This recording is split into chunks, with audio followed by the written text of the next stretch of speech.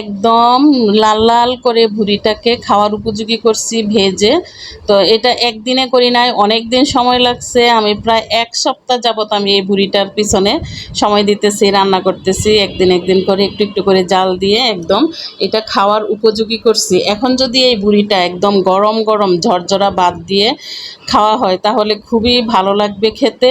আর এই ভুঁড়ি ভাজার যে কি সুন্দর একটা গ্রান, এই গ্রানটা আসলে যারা পাবে তাদেরই খাইতে ইচ্ছা করবে যে বুড়িটা এত সুন্দর একটা গ্রান বের হয়েছে।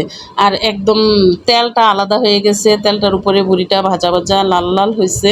তো এই বুড়িটা খেতে বেশি পছন্দ করে আমার বড় ছেলে পল্লব। তো আমি আমার পল্লবের জন্য এই বুড়িটা পাঠাবো, রান্না করছি আমার ছেলেকে পাঠানোর উদ্দেশ্য করেই।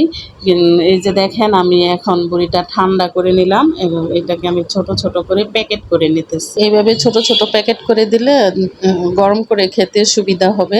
তাই আমি ছোট ছোট করে প্যাকেট করে দিতেছি যে ওরা যেন এক এক দিন এক একটা গরম করে খেতে পারে। আমার ছেলের প্রিয় খাবারটা, তাই আমি এই বুড়িটা আমার ছেলের জন্য পাঠাবো। কেমন হয়েছে আপনারা আমাকে একটু কমেন্ট করে জানাবেন।